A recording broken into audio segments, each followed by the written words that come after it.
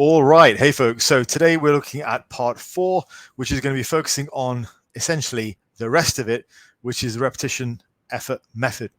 So firstly, thanks for making it onto my channel. If you have any questions or comments about this series, pop them down below. And if you'd like to work with me to get stronger, to get fitter, to get leaner, to get more muscular, to drop fat, then there's a link in the description. Go ahead and do that. It's very nice and affordable. Let's get some coaching done. All right, so let's crack on with this part. A few people have been asking for this, so I am happy to present it.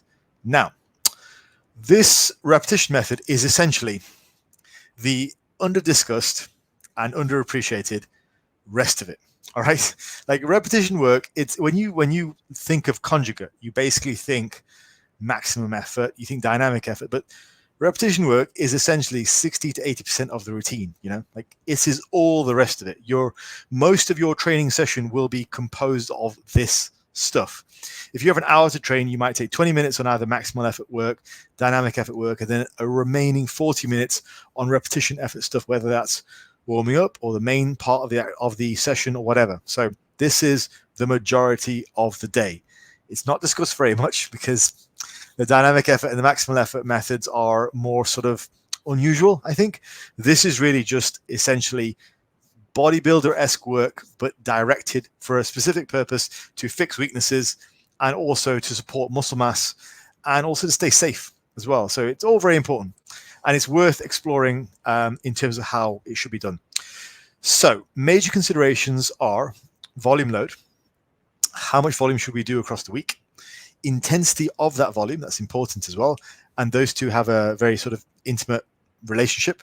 And then where do we place that volume to enhance muscle mass and protect against injury? So we're trying to be not only strong lifters, but the whole point of this conjugate method is to break past plateaus, but also to ensure that we are getting stronger while also remaining safe. There's no point, we've chosen this method specifically because it's different to linear progression and just smashing the lift over and over, because we want to remain safe as well as get stronger for years to come.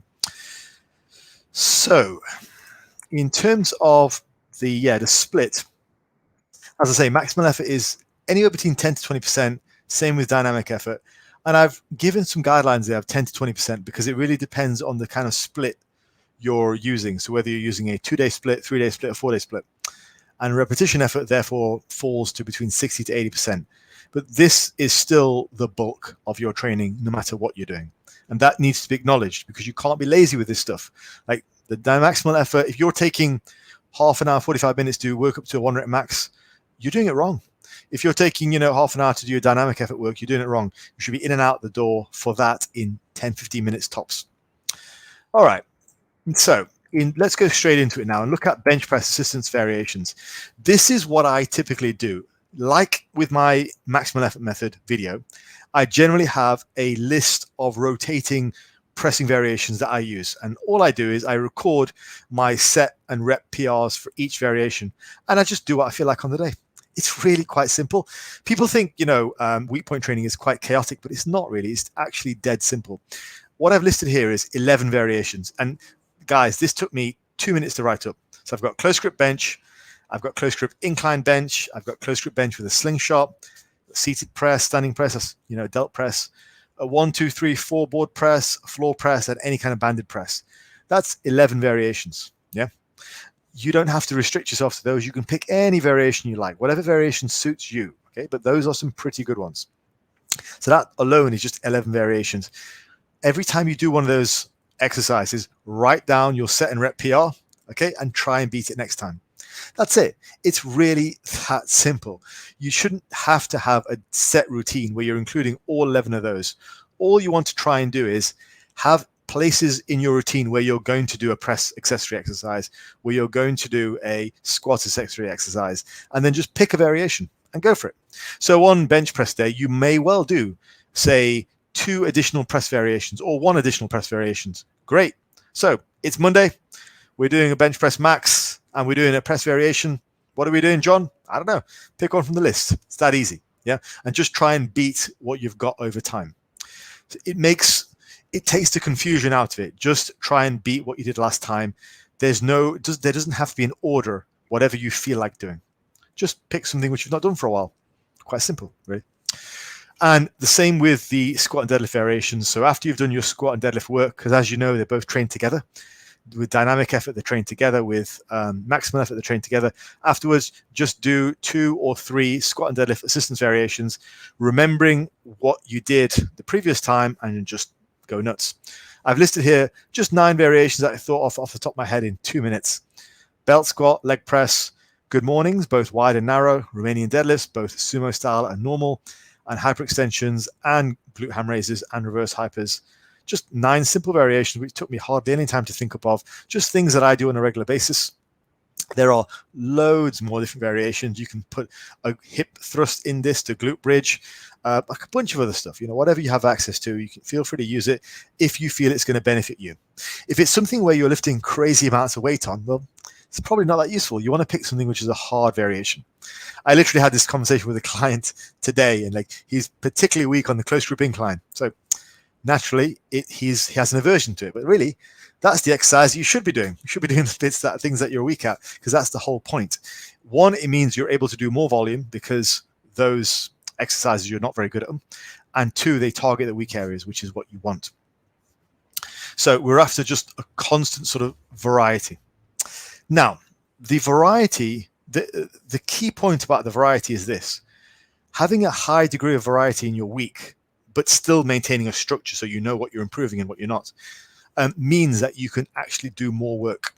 Now, that's something which it's a hidden gem about the conjugate routine, which people don't really appreciate, okay? But it's true, 100% true. More variety means you can get away with more volume. And I would go so far as to say that is a major hidden benefit of the conjugate system, is you can get away with more overall workout volume. If you're doing, say, I don't know, if your limit for just doing bench press and dumbbell bench and dips is 10 sets total, you're pretty much guaranteed to be able to get away with more than that in a given week if you're constantly rotating your exercises. So the major advantage of constant rotation of exercise is you can do more workout volume, which leads me into the slide about workout volume load. There are 2 major schools of thought here. One is do less work, take more rest, and do it at a higher percentage of 1 rep max.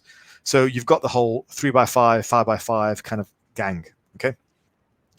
The other, that keeps a fairly static workout volume because the weight just gets higher and higher, and it can just smash you.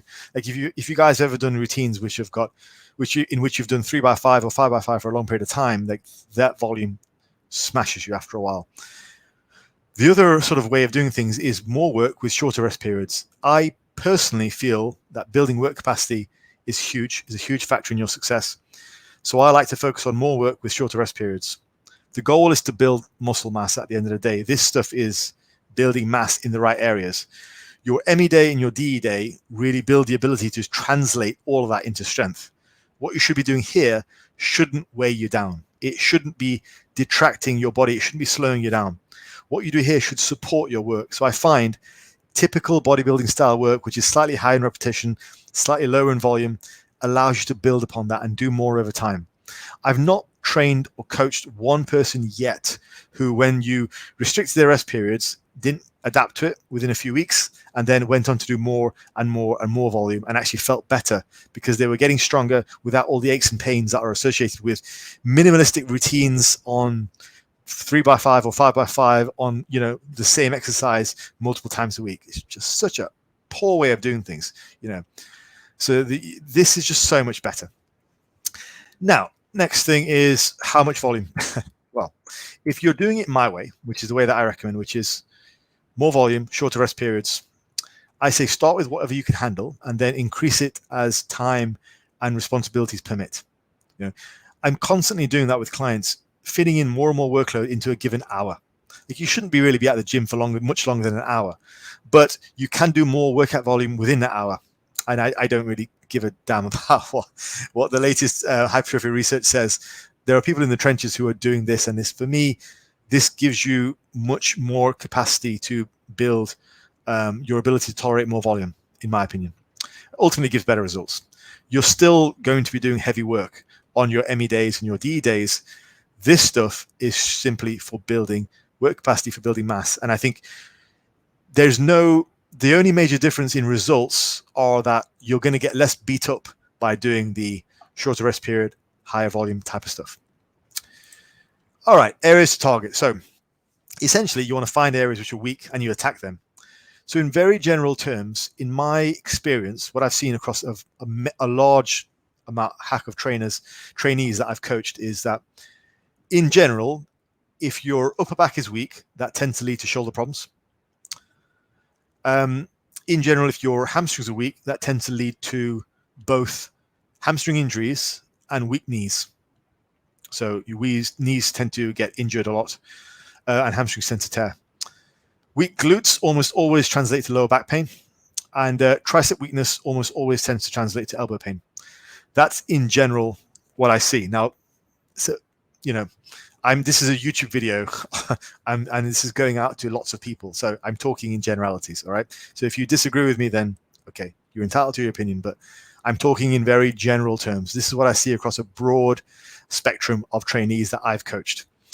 Now, in very sort of high level lifters, very well-trained people, this tends to vary quite a lot. You can see weaknesses in quite odd places like biceps, quads, lats, and all that kind of thing. So it varies. But for the average run-of-the-mill sort of guy or girl who this series is aimed at, that's generally what I see. And most people are walking now with some kind of shoulder pain, knee pain, lower back pain, elbow pain. And those are the areas where I typically see are lagging for those people.